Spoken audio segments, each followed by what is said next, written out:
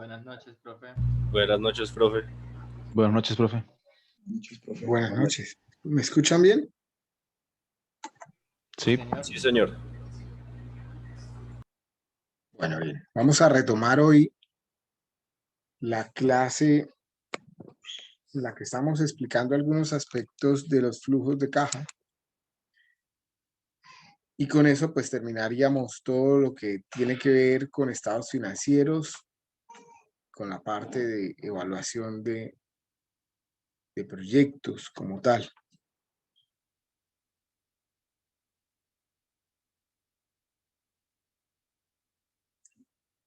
A ver, le voy a ceder aquí la palabra a Darren, que nos pide un minuto en la clase. Darren, continúa. Hola, profe, buenas noches. Buenas noches, compañeros y compañeras. Pues mucho gusto, mi nombre es Darren Sánchez, soy estudiante de séptimo semestre. Soy candidato a la representación de los estudiantes ante el Consejo de Escuela. Básicamente, pues tengo una imagen, pero pues la puedo enviar por el grupo si el profe me autoriza. Básicamente, algunos de los ejes principales de mi campaña y de mi representación en caso de que llegara a quedar y pues en caso de que no, sería como eje principal, pues respuesta clara y efectiva a las gestiones de los estudiantes, seguimiento a los protocolos para investigaciones de grado y carta de recomendación. Usarlo, ¿cierto? En la clase de hoy vamos a seguir hablando de algunos aspectos importantes del flujo de caja, como es el caso del principio de contabilización y el principio de pertinencia. Entonces, ¿ustedes están viendo mi pantalla? No. No, señor. Ahora sí, ¿cierto? Sí, señor. Sí, profe. Habíamos quedado por acá hablando del tema de la depreciación y cómo normativamente, legalmente, ya hay unos tiempos definidos para depreciar algunos activos, ¿cierto?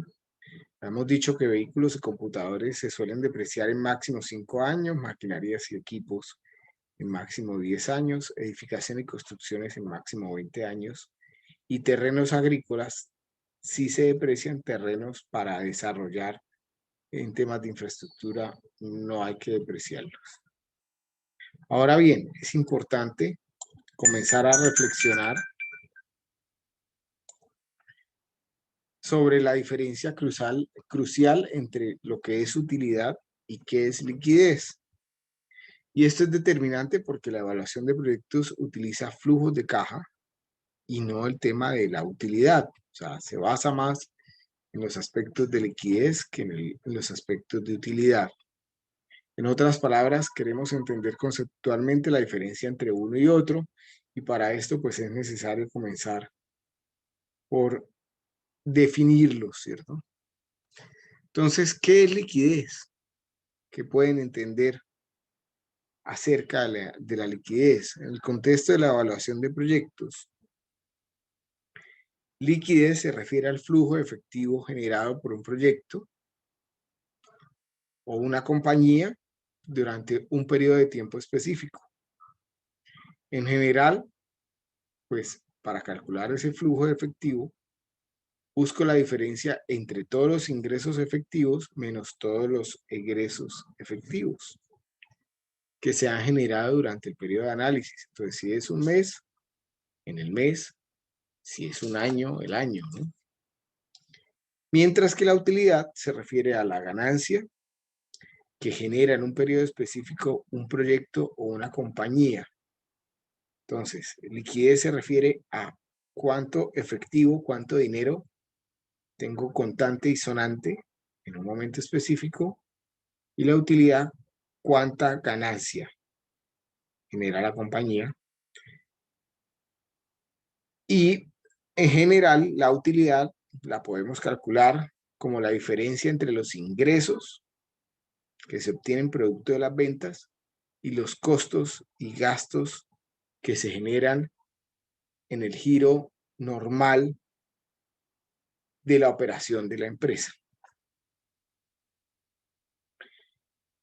Por lo tanto, la liquidez se obtiene directamente del estado de flujo de caja, es decir, ese estado de todos los ingresos menos todos los egresos, y la utilidad se obtiene directamente del estado de pérdidas y ganancias o estado de resultados, que ya lo habíamos visto la clase pasada. La liquidez se refleja directamente en el saldo de la cuenta caja del balance general, es decir, lo encontramos en la parte superior de los activos en el balance general, mientras que la utilidad se refleja directamente en la cuenta de utilidades retenidas en la clasificación de patrimonio del balance general.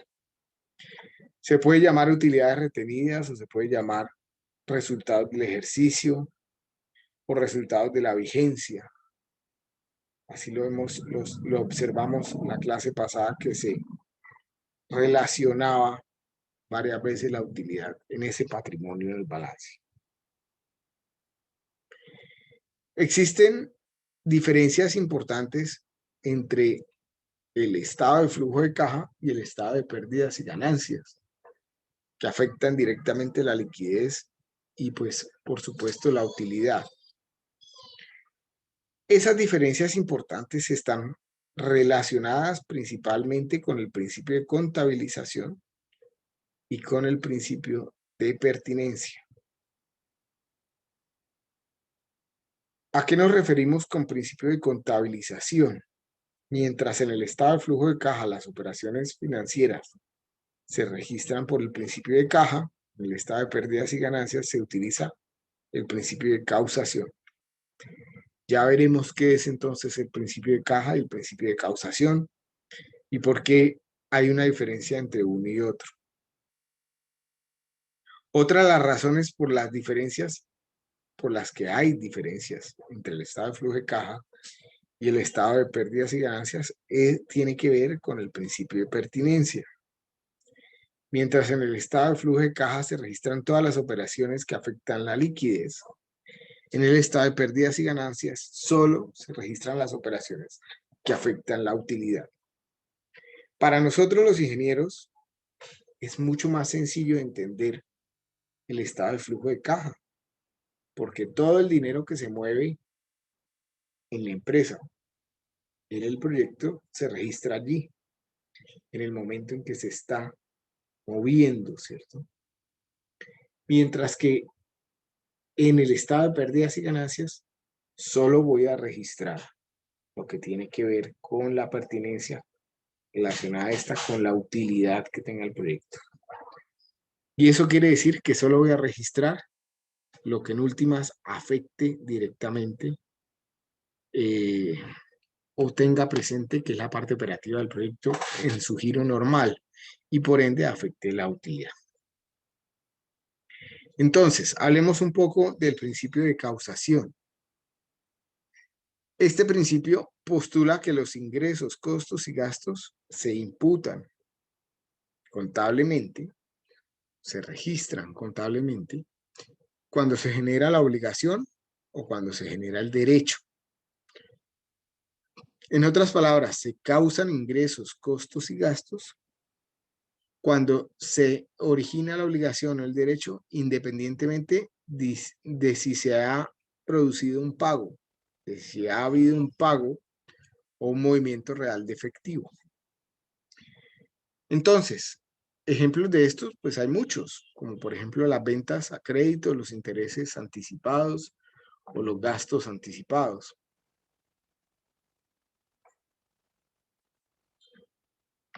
Por contraposición, el principio de caja registra financieramente los movimientos con base en el movimiento real y efectivo que ha tenido el dinero. También lo podemos comparar para los mismos ejemplos, para las ventas a crédito, para los intereses anticipados, para los gastos anticipados. Para poder observar de manera más clara las diferencias del principio de causación y del principio de caja, pues imaginemos algunas operaciones típicas y cómo éstas se contabilizan en el estado de pérdidas y ganancias y en el estado de flujo de caja. Supongamos las siguientes transacciones de una empresa o de un proyecto de inversión. Primera transacción, supongan que ustedes venden productos por valor de 100 millones de pesos o mercancías por valor de 100 millones de pesos, de los cuales 50 millones de pesos se pagan de manera de contado y 50 millones a crédito por 6 meses. Por otra parte, imaginemos una transacción que corresponde a la firma de un pagaré por un crédito cuyo monto es de 1 millón de pesos, plazo de 1 año e intereses anticipados del 36% nominal anual trimestre anticipado. ¿Qué pasa si tomamos la foto hoy, entendiendo hoy como el día en que ocurren esas dos transacciones? Se venden las mercancías y también se consigue el crédito. ¿Cómo se registra esas dos transacciones? ¿Cómo se registran en el estado de pérdidas y ganancias y cómo se registran en el flujo de caja? Entonces revisemos. Dice, en la siguiente tabla se resumen los efectos en el estado de pérdidas y ganancias, o sea, relacionados con la utilidad, y en el estado de flujo de caja, relacionado con la liquidez para un mes o para el primer mes. Entonces, si hablamos de las ventas, de la transacción de ventas, fíjense que en el desarrollo de ese mes,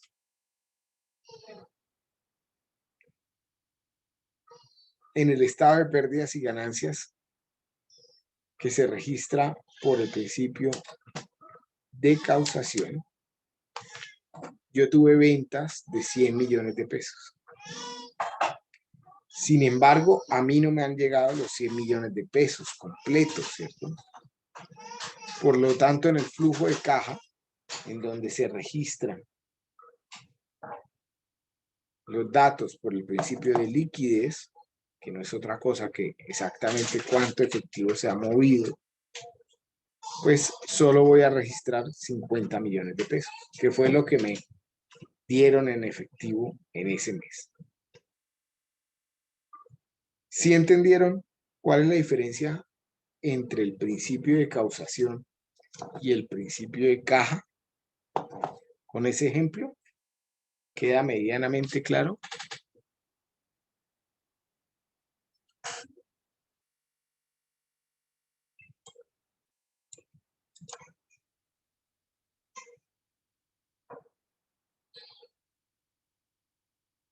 ¿Sí? Sí, señor. Sí, señor. Entonces, si aplicamos el mismo concepto, por ejemplo, a una empresa constructora que hace infraestructuras, puede ocurrir que en el transcurso de un año, una empresa, si yo voy a hacer los estados financieros de la empresa, en el transcurso de un año, esa empresa se haya ganado una licitación. Por ejemplo, para hacer una vía que valga 50.000 millones de pesos. Puede que el cronograma de ejecución de esa obra sea superior a un año, pongamos 2 años. Por principio de causación, en el estado financiero de ese año en que se adjudicó la licitación, la empresa va a causar 50.000 millones, que es lo que les vale el contrato, ¿cierto? Independientemente de si la obra está terminada o no, y si los 50.000 de hecho se han cobrado o no. Mientras que en el estado de flujo de caja, en efecto, se va a registrar pues solamente lo que la empresa haya logrado facturar y cobrar durante ese primer año de ejecución.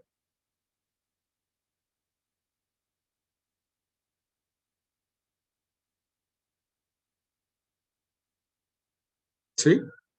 ¿Es claro?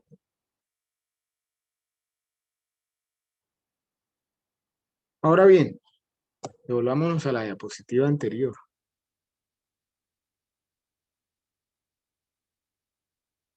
El segundo ejemplo, ¿cómo se registran los intereses en el estado de pérdidas y ganancias y en el estado de flujo de caja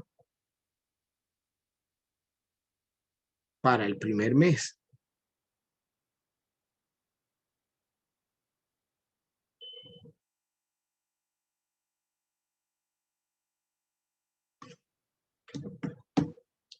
¿Cuánto es el interés que me cobran de manera anticipada por ese crédito?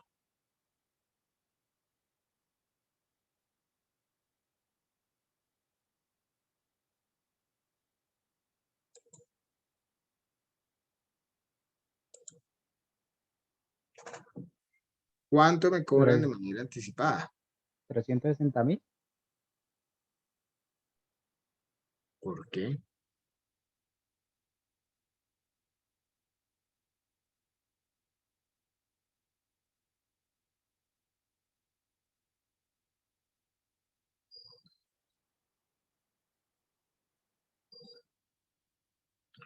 El día que se firma el crédito, ¿cuánto se paga de interés?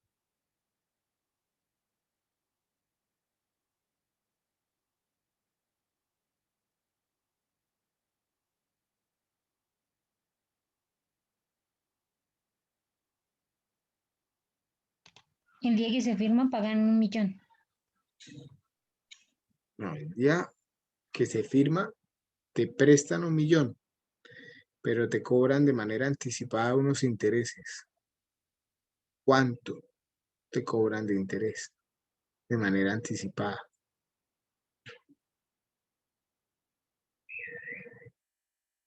Toca sacar la tasa periódica para trimestre y ahí sí sabemos cuánto debemos pagar de manera anticipada. ¿Ok? ¿Cuánto te da eso?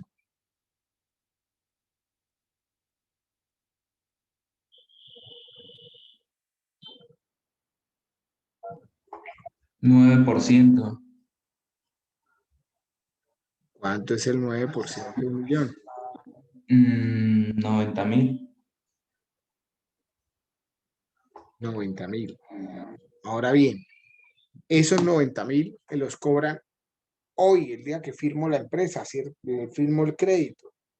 Por ende, si yo hago una foto con los estados financieros del primer mes de ese proyecto, ¿cuánto debería registrarse en el flujo de caja sobre intereses de ese crédito? 910. ¿Por qué 910? Esto, Por intereses, pago por de intereses, intereses serían 90.000. 90.000. Y si fuera el estado de pérdidas y ganancias, el estado de resultados, ¿cuánto debo registrar ahí?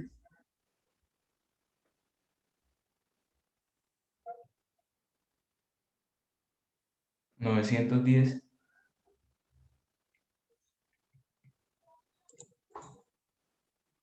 ¿Quién opina algo diferente? O el 36%.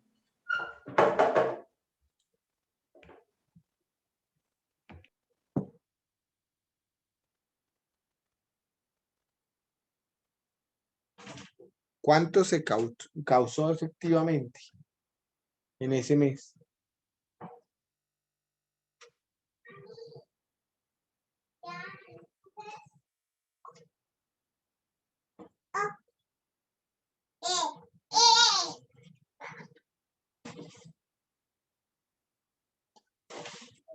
Mejor dicho, los 90.000 pesos que se pagaron de intereses el día que se firmó el crédito, ¿a cuánto tiempo corresponde?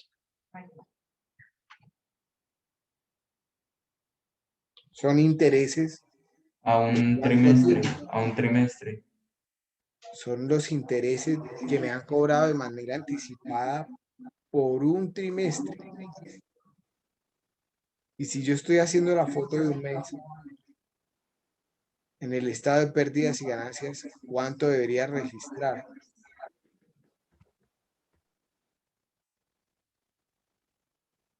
Por efectos de interés.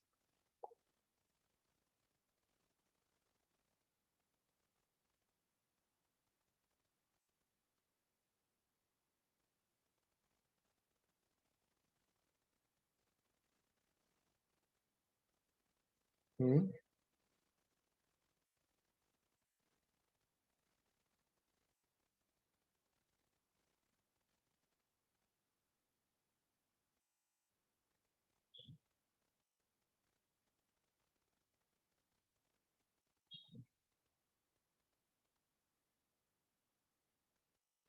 ¿Qué opinan? 2,91%. Profe, teniendo en cuenta el ejemplo anterior, creería que son 360.000, que es lo que se ganan durante todo el año, ¿no? Estamos haciendo un estado, los estados financieros del primer mes, de un solo mes. Profe, tenía 970.000.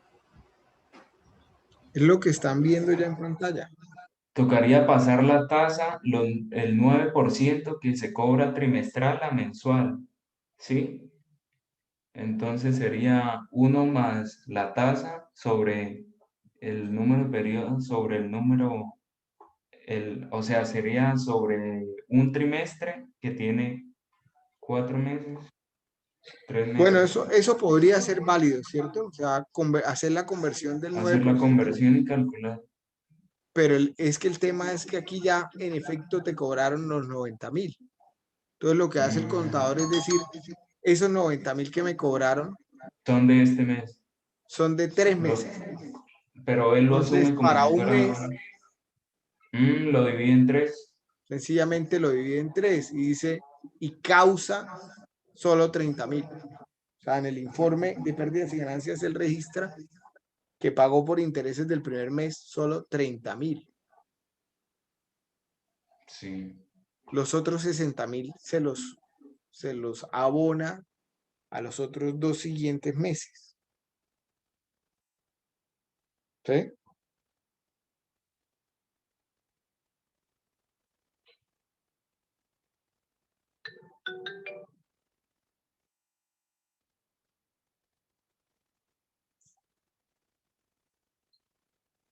No es muy típico el tema de los intereses anticipados, sin embargo, es una forma de entenderlo, no solo por el lado de las ventas, sino también por el lado de ciertos gastos que se pueden presentar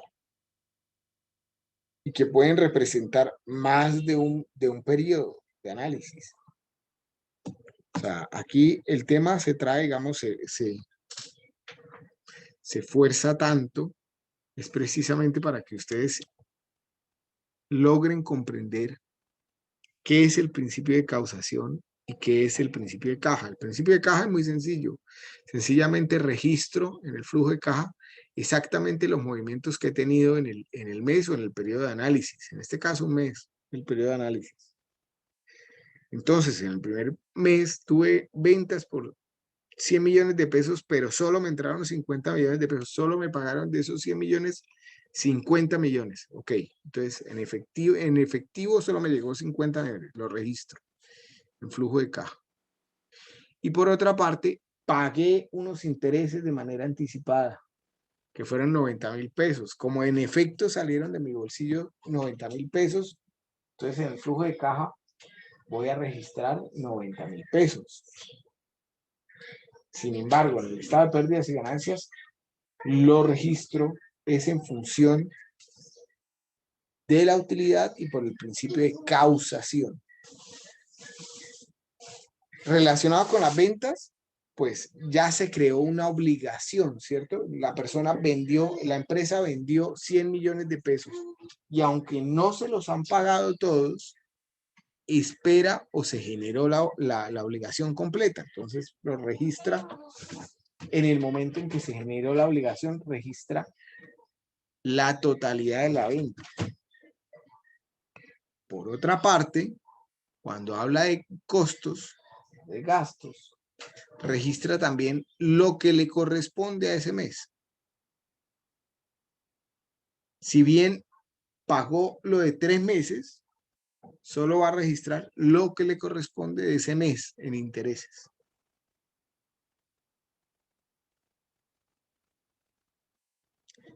Si estuviéramos registrando el ingreso por efectos del crédito,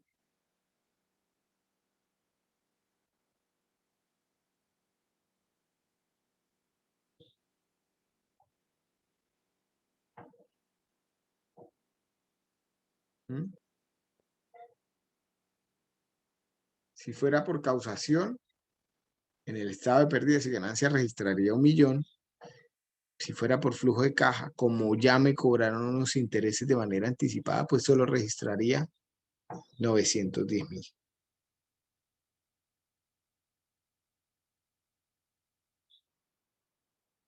¿Sí?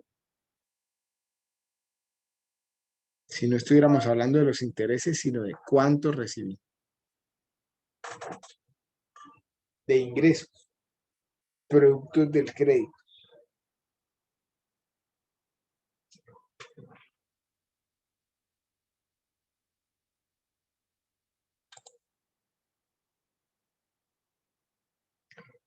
Los ejemplos anteriores muestran entonces cómo una misma transacción que afecta tanto la liquidez como la utilidad no necesariamente tienen el mismo impacto a nivel de la utilidad y de la liquidez.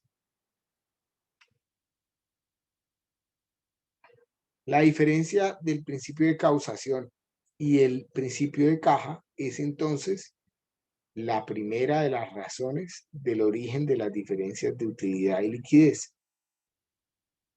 Y es precisamente a este aspecto al que llamamos diferencias en el principio de contabilización.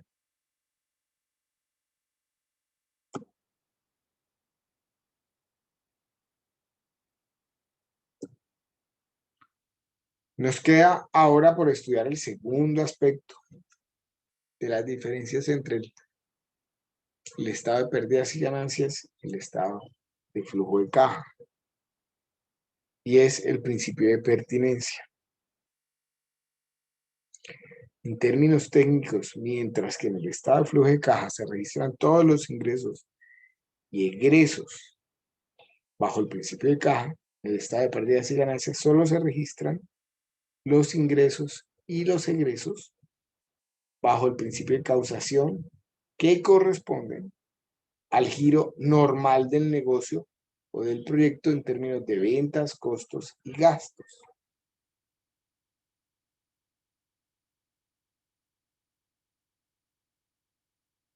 Este es un poco más complejo de entender, o personalmente me parece un poco más complejo de entender.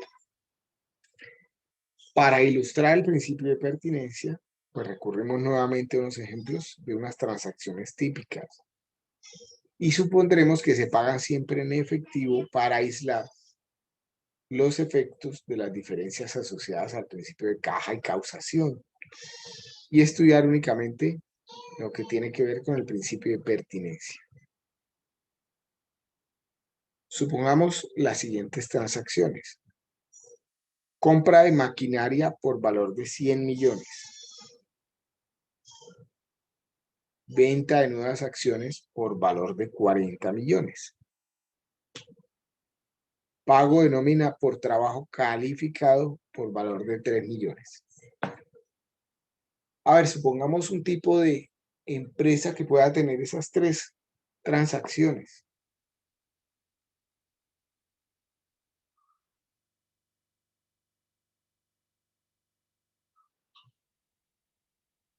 Supongamos una empresa constructora que hace edificios.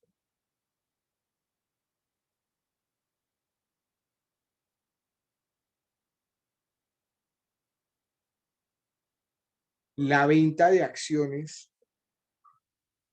es parte de la operatividad de esa empresa constructora que hace edificios.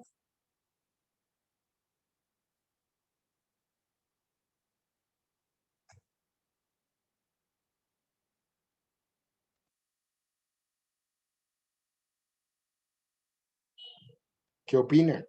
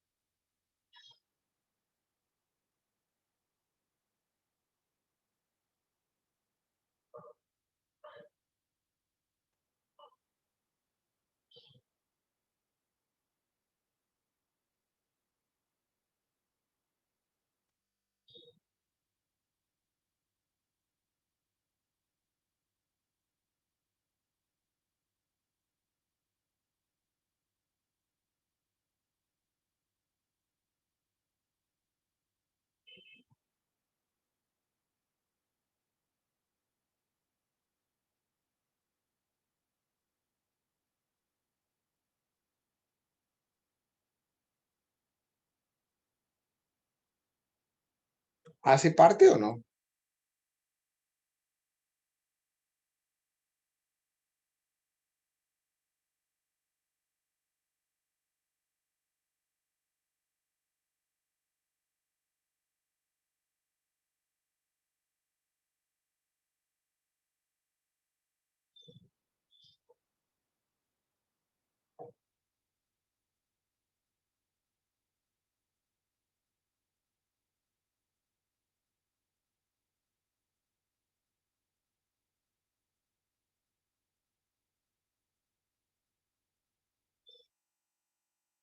La venta de acciones será una actividad propia de la constructora, hará parte de su normalidad operativa.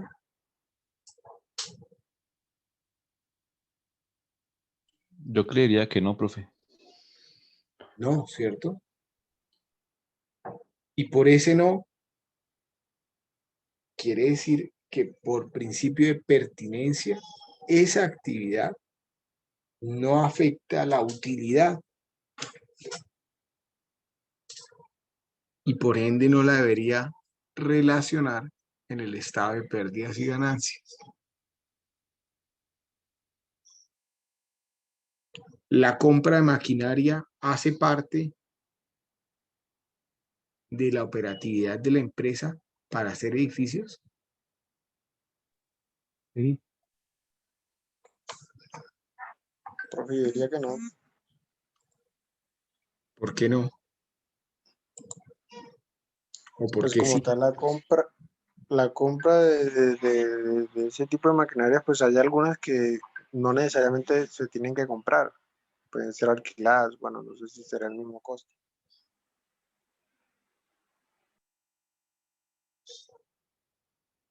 De acuerdo.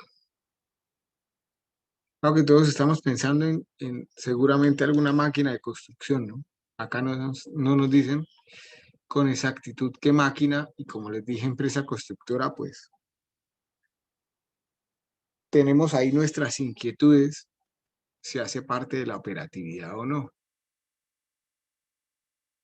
Pero a lo que se refiere con el giro normal,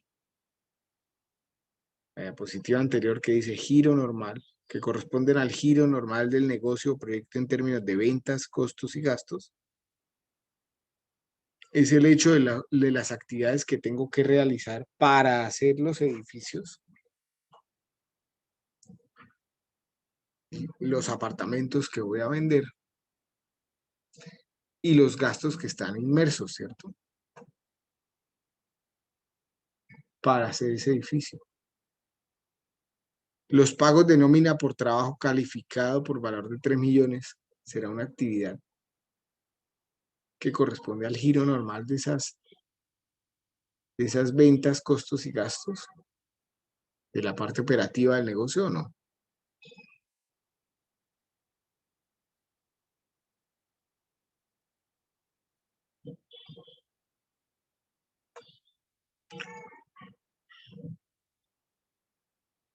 Yo creo que sí, profe. Sí, claro. Voy a necesitar personas para la mano de obra calificada, que es la que en últimas trabaja en la construcción de ese edificio, ¿cierto? Entonces, en el cuadro que vemos acá se resumen los efectos de esas transacciones a nivel de el estado de pérdidas y ganancias y a nivel de el flujo de caja. La compra de maquinaria, como no afecta directamente o no hace parte directamente del giro normal de la operatividad del negocio, en términos de ventas, costos y gastos, pues no se registra en el estado de pérdidas y ganancias, pero sí se registra en el estado de flujo de caja, porque recordemos que en el estado de flujo de caja, por efectos de liquidez, va a registrar todos los movimientos de efectivo. Lo mismo las ventas de acciones, no las registro en el estado de pérdidas y ganancias, pero sí las registro en el estado de flujo de caja, como un flujo positivo. Y el pago de nómina sí afecta tanto el estado de pérdidas y ganancias como el estado de flujo de caja.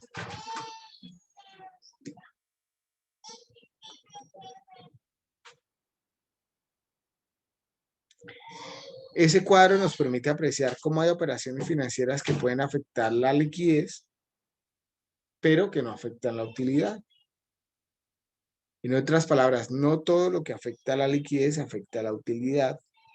Y esto es así porque no todas las transacciones financieras propias de un proyecto o propias de una compañía son operaciones que representan ingresos, costos o gastos propios de la operación de un proyecto o negocio en términos de su utilidad.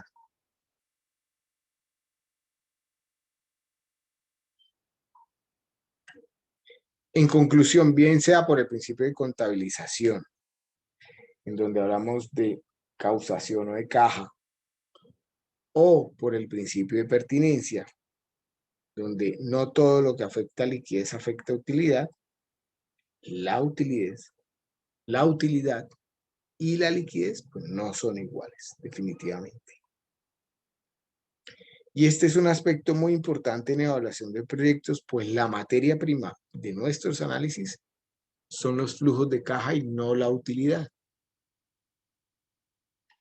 Entonces, resulta obligatorio saber calcular correctamente los flujos de caja de un proyecto.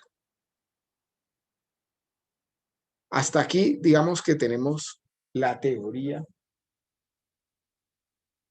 de cómo evalúo proyectos, ¿cierto? Aplicando mis indicadores de bondad económica, algunas características de los diferentes estados financieros, como es el balance general, el estado de resultados y el flujo de caja. Y algunos principios contables, como son el principio de caja, el principio de liquidez, el principio de causación, el principio de contabilización, el principio de pertinencia, ¿cierto? Ya solo nos quedaría para entrar, digamos, en la parte práctica del proyecto de inversión, saber cómo se calcula correctamente el flujo de caja de un proyecto.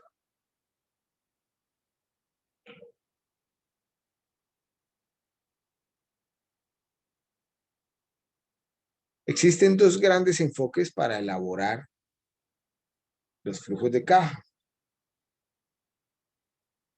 Está el método directo, que como ustedes lo pueden ver en las diapositivas, pretende simplemente encontrar en los registros contables de ingresos y egresos todos los movimientos de efectivo directamente vinculados con el flujo de caja que se desea elaborar, es decir, directamente vinculados con el proyecto o negocio en el tiempo específico de análisis. Pero esto tiene una desventaja, una particularidad, ¿cierto? Y es que para construir el flujo de caja por el método indirecto, el proyecto ya tiene que estar en curso, tiene que ser una realidad, tiene que estar en ejecución.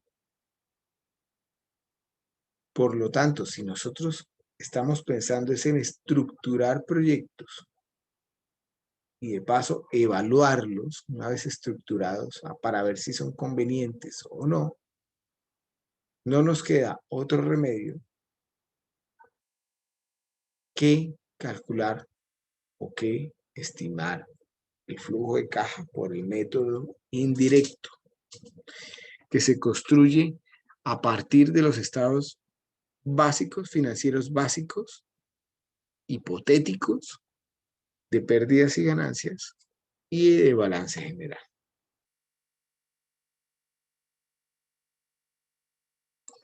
¿Cómo hacemos esto? Pues nos vamos a concentrar ahora en el flujo de caja libre, que en sus siglas son las que están viendo ahí, ¿cierto? FCL, en inglés es Free Cash Flow to the Firm, o sea, FCFF.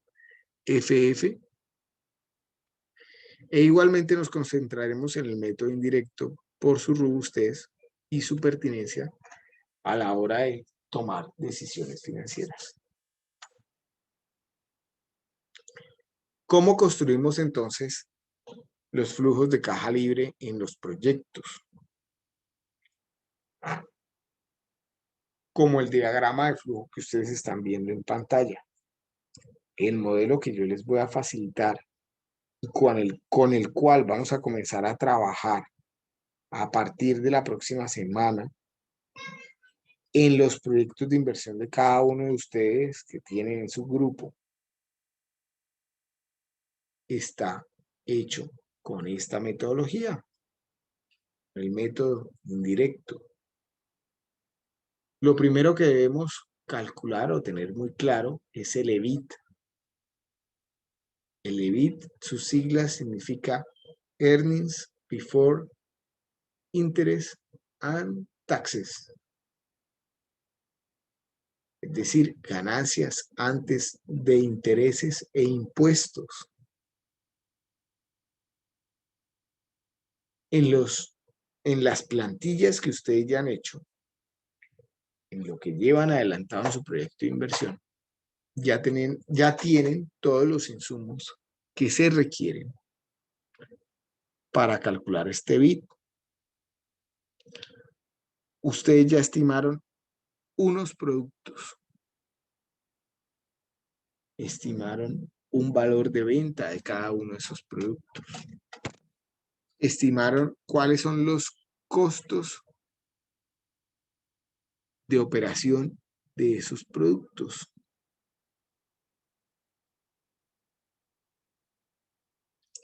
También estimaron cuál es la nómina de su proyecto de inversión, cuáles son los gastos fijos, cuáles son los costos no constitutivos de renta que tienen al año en función de sus inversiones, ¿cierto?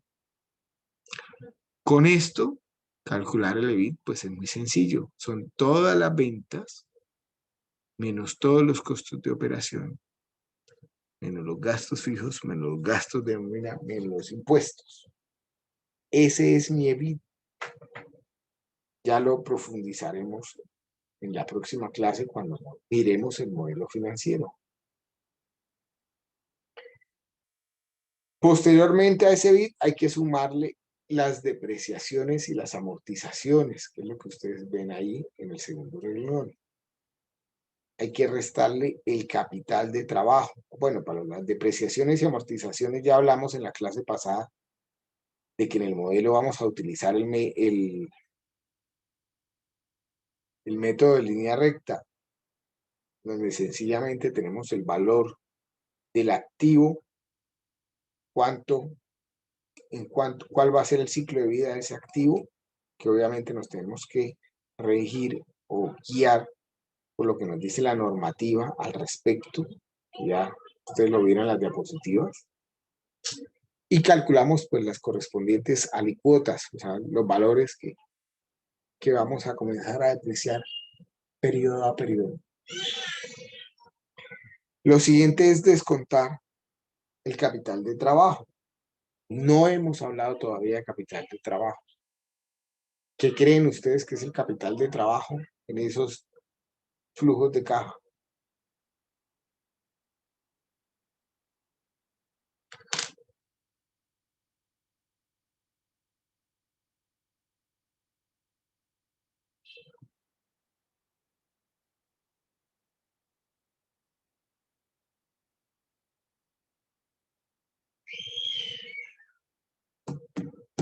¿Qué entienden por flujo por capital de trabajo?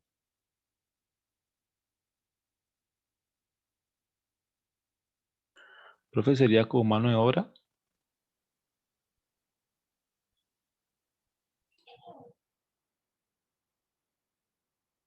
No, no, la mano de obra está relacionada o en la nómina, si yo voy a tener, digamos, contemplado de manera fija cuál es el personal que va a hacer todos los productos, o puede estar relacionada en los APUs de cada uno de los productos que yo voy a comercializar. Profe, el capital de trabajo, pues yo pienso que sería como el dinero que necesito para iniciar mi proyecto, ¿no? De inversión. Mm,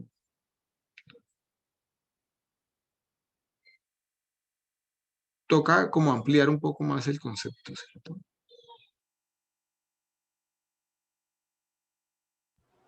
Profe, El sería cap como el dinero que necesito para que la empresa trabaje normalmente. va por ahí, ¿sí? Va por ahí. Es el dinero que yo necesito. O sea, si yo ya tengo estimadas unas ventas al año, ¿cierto? Que ustedes ya lo hicieron en sus plantillas. El capital de trabajo es el dinero que necesito para comprar los insumos, para producir los productos que voy a vender, por ejemplo. Pero obviamente no voy a necesitar dinero para hacer todos los productos del año, sino tengo que estimar cuánto dinero requiero para comprar, por ejemplo, esa materia prima para hacer la producción de un mes, por decir algo. Coloquémoslo más específicamente. Si yo voy a hacer la empresa de empanadas, que es el ejemplo típico, ¿cierto? Pues si yo estimo que voy a vender 100 empanadas diarias, yo al menos debo tener capital de trabajo, dinero suficiente para comprar los insumos de esas 100 empanadas o de unas 300 empanadas para tener listo lo de al menos 3 días de producción. ¿Sí? Ya lo vamos a ver cómo lo estimamos en el modelo financiero y en función de qué va. Pero pues ya pueden intuir que va en función de la proyección de ventas que ustedes tengan y de los tiempos que uno crea conveniente que puede almacenar esos insumos. Entre más tiempo yo almacene insumos, ¿cierto? Pues mayor capital de trabajo voy a requerir y por ende más dificultades voy a tener en términos financieros, ¿cierto?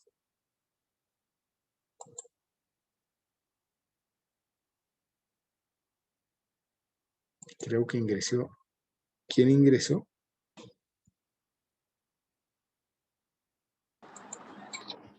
Profe, ingresé yo, es que estaba desde el celular, pero porque no tenía el internet en la casa. Entonces ya regresó el internet. Qué pena, profe. Ok. No, pero vi un nombre diferente. Ah, sí, es que el computador me lo prestó un amigo. Ya, vale. Ok, no hay problema. Listo. Gracias, profe, muy amable. Una vez descuento ese capital de trabajo, también tengo que descontar mi CAPEX, que es las inversiones en capital. Y a ese bit menos depreciaciones y amortizaciones, menos capital de trabajo, menos CAPEX, me va a quedar mi flujo de caja operativo.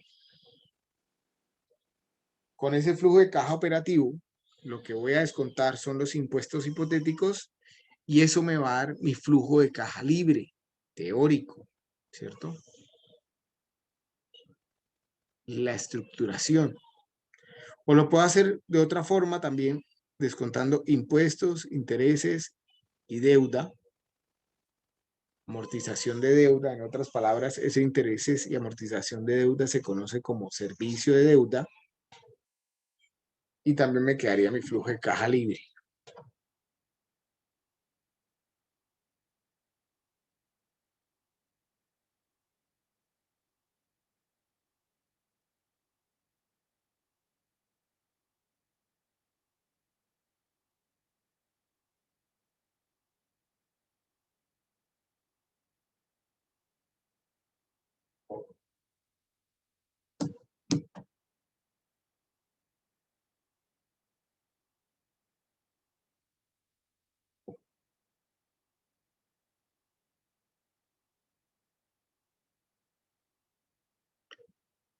El primero de los enfoques detallados del flujo de caja se conoce entonces como flujo de caja, flujo libre de caja o free cash flow to the firm, que ya lo habíamos comentado.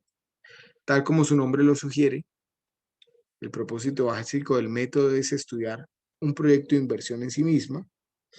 Noten que en ese enfoque lo que queremos es estudiar los flujos de caja, tanto positivos como negativos, que directamente implica la realización de un proyecto o una inversión,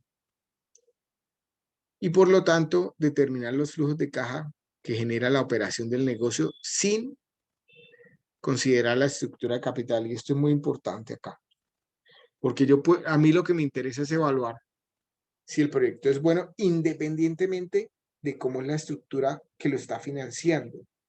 Si todo se hace con patrimonio o si todo se hace con deuda. En otras palabras, se trata de evaluar el proyecto o la inversión sin considerar el apalancamiento financiero, también conocida como estructura financiera. Esto es equivalente a considerar los flujos que generan los activos o proyectos de la compañía.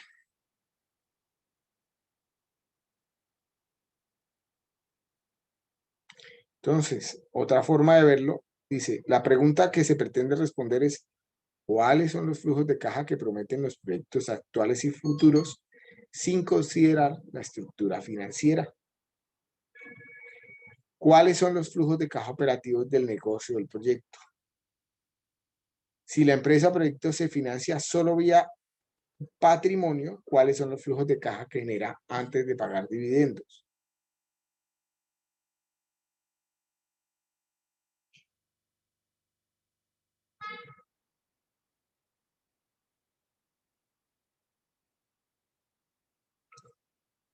De esta manera, pues llegamos al mismo esquema, ¿cierto?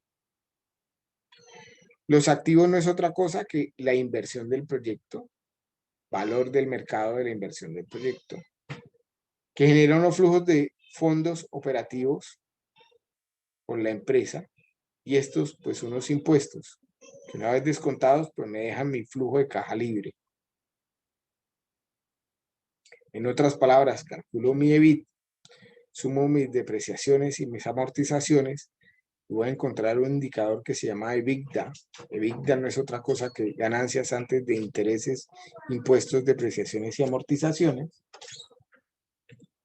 Resto mis impuestos operativos, mi capital de trabajo y mi CAPEX, y me va a quedar mi flujo de caja libre.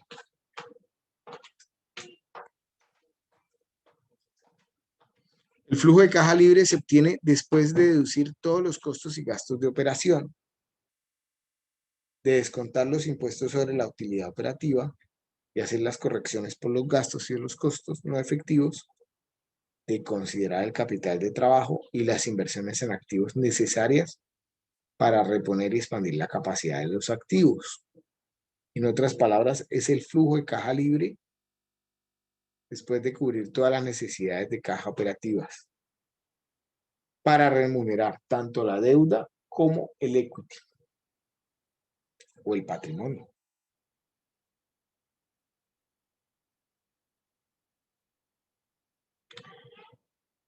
En la próxima clase, entonces, que será el próximo lunes, ¿cierto?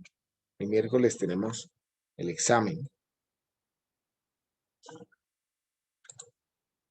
Vamos a comenzar a cacharrear ese modelo, ese flujo de caja calculado con el método indirecto en función de las plantillas o de los datos supuestos que ustedes ya han realizado para el proyecto. ¿Cómo luce ese modelo?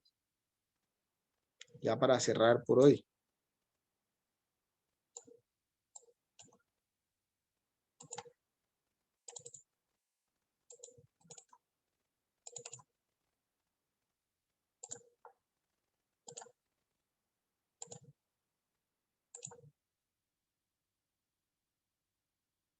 Entonces, muy rápidamente, tenemos acá un cálculo de nuestra cuenta de resultados en donde vamos a calcular nuestras ventas, los costos de ventas, gastos de personal, gastos de explotación, que son nuestros gastos fijos, impuestos no constitutivos de renta, y esto nos lleva a nuestro EBITDA, que ya lo vieron ustedes ahí en las diapositivas, dentro del diagrama de flujo planteado. También vamos a calcular nuestras depreciaciones y amortizaciones y por ende encontrar el EBIT. Y si a este EBIT descontamos nuestros ingresos financieros y nuestros gastos financieros, vamos a encontrar el EBT, que son earnings antes de impuestos. Si a esto le restamos nuestros impuestos, nos va a quedar nuestro beneficio neto.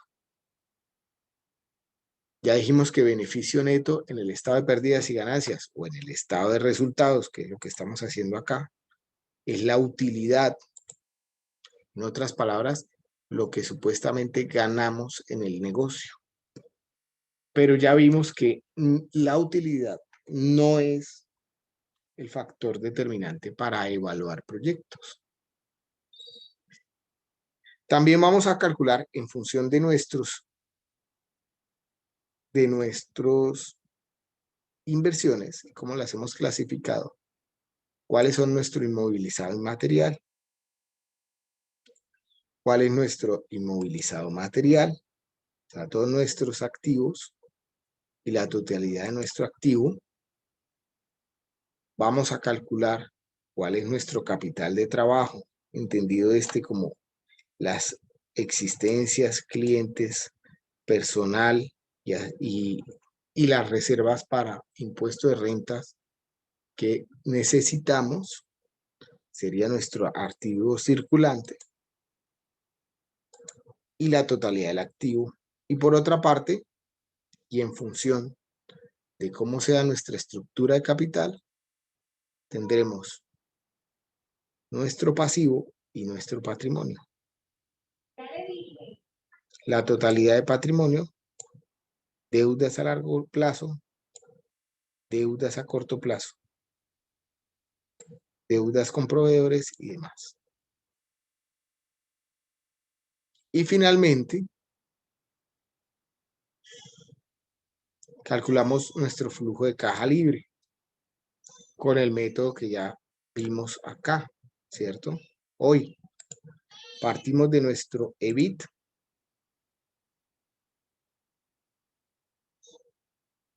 descontamos nuestros impuestos hipotéticos, sumamos las amortizaciones, el CAPEX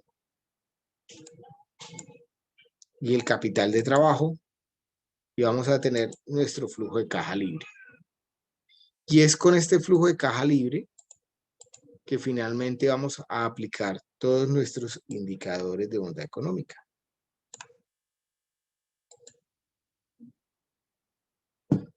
Ya lo veremos con más calma a partir de la próxima clase. ¿Dudas?